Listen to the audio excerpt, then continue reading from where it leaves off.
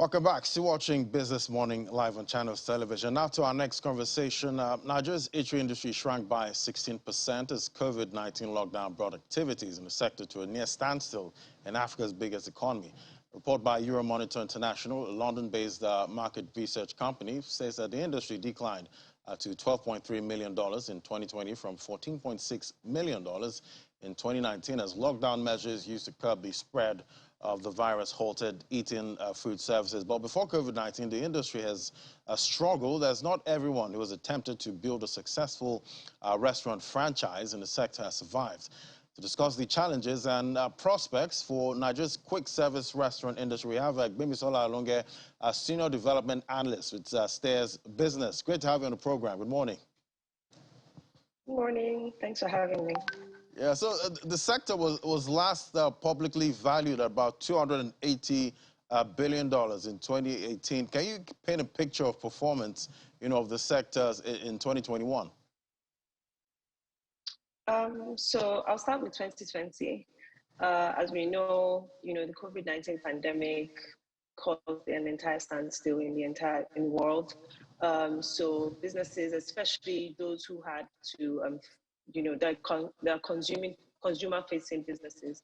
So businesses who would need to open their doors to individuals to come in, particularly suffered. So that was a main setback for businesses. We look at the numbers of fast food restaurants or companies who have fast food restaurants in Nigeria and who publish their numbers.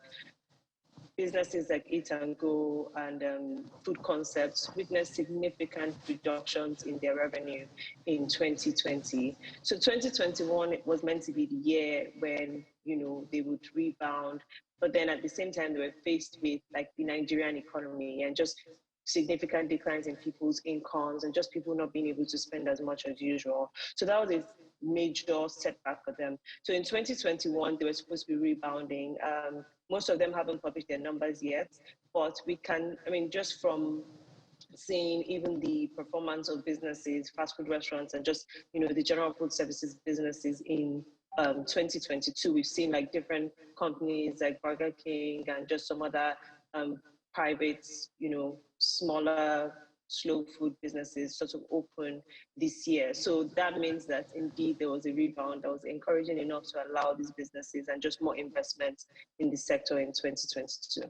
So I think they did, they were not, but no one is back to pre-COVID numbers. No one is back to 2019 or 2018.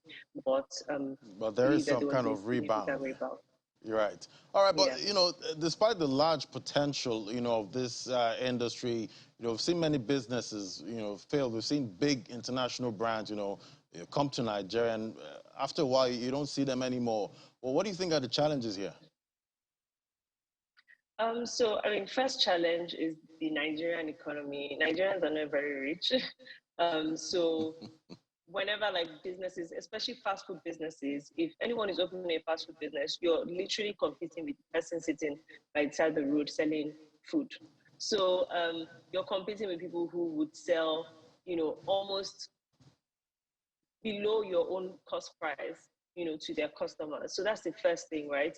Dealing in the mass market requires that these businesses have to lower their prices significantly in order to meet the needs of the mass market. And then there's like the issue of exchange rate risk.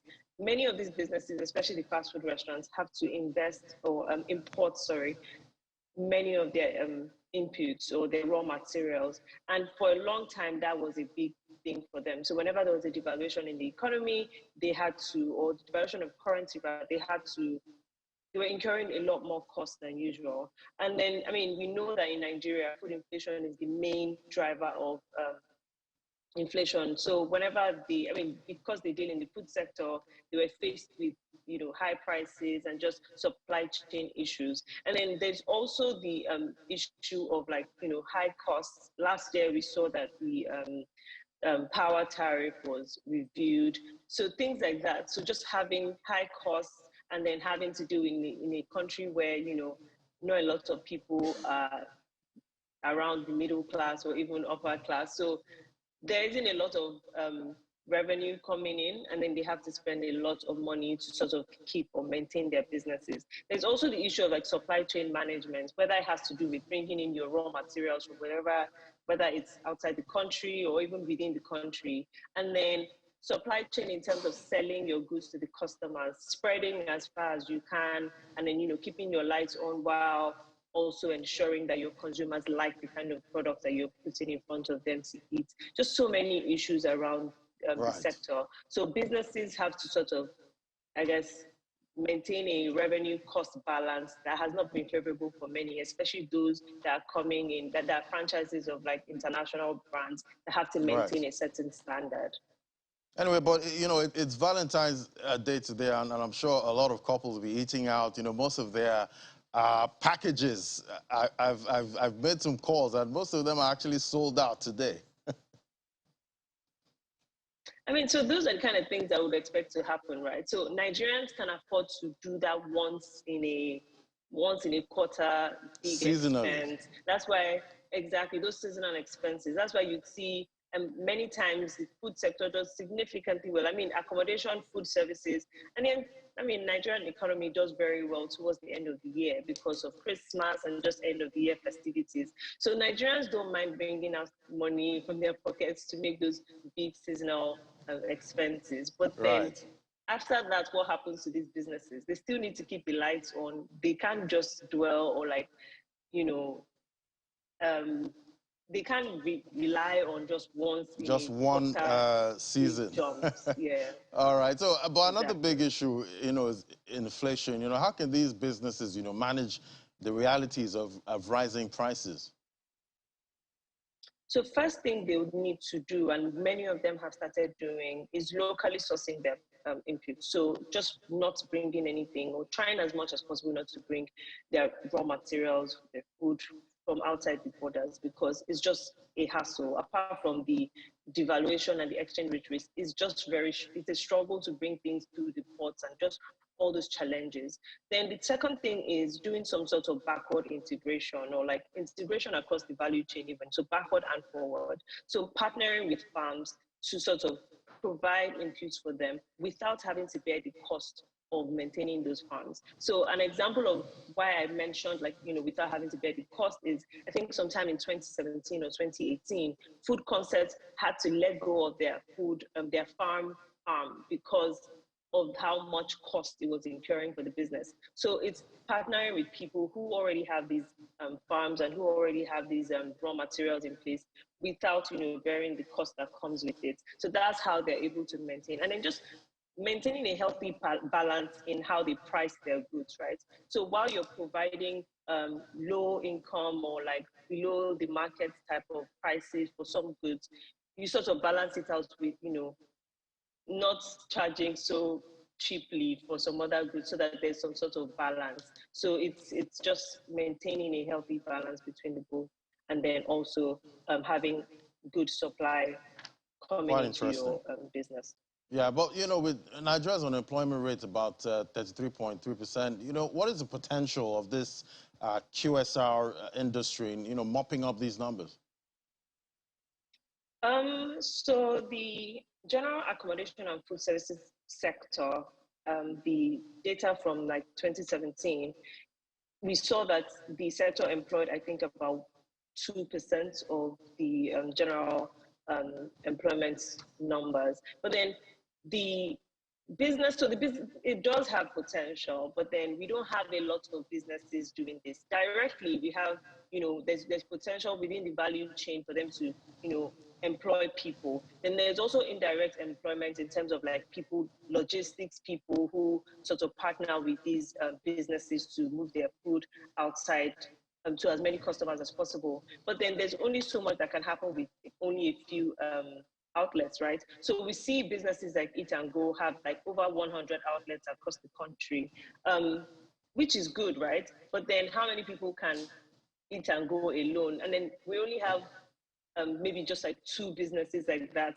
are at that scale. So there is still the limitation, and especially with providing employment outside the large cities like Lagos and Abuja, it's very difficult to set up a restaurant in a in a rural area where you're not sure you get a lot of customers, and then, having to just bear the cost of running those businesses. So it does have potential, but then we would only see it really come through when there are like more businesses like this. So Right. if there are only a few businesses doing like 18 billion, 15 billion revenue per annum, I mean, we wouldn't really see the impact in unemployment numbers, but it does have potential.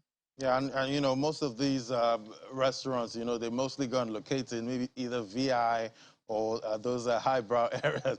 What's your outlook for, Exactly. investment in the QSR industry in 2022? Do you see more foreign or domestic investment? So I think we would see a lot of investment, foreign and domestic. We've already seen some. For instance, we saw the acquisition of Food Concepts by another PE firm, and then Sundry Foods. Those are the owners of like Kilimanjaro restaurants, also being acquired by a Norwegian PE firm. So in the fast food restaurants, yes, we've seen some encouraging investments so far, and I think we'll see more. We've also seen like Burger King come into the country, so there's potential, right? It's food, and Nigeria is a big Right. country, right? So there's the potential for it. Even in the more slow-paced food, highbrow food businesses, we've seen a lot of. If you come to Lagos, like you've seen a lot of new restaurants open up, and that's because there's potential for investment in the sector, even in Abuja as well. So there's definitely potential. The issue is not coming into Nigeria. The issue really is, sustaining yourself while you're here. While you're here. So we'll see them come, but then, I mean, they will just need to put in a lot of work to maintain their businesses. I mean, many people have done it. We've seen Chicken Republic survive regardless of those who have come and gone. We've seen Domino's, expand significantly. So there's potential for growth. You just need to Right. find the right balance and how to, make All it right. work. All right, Gbemi, and I'm wondering, what restaurant you're going to, after work today. Well, maybe you'd let me know. All right, Gbemi Sola Loge, that's Senior Development Analyst with Stairs Business. Thank you so much for coming on the program. Thanks for having me.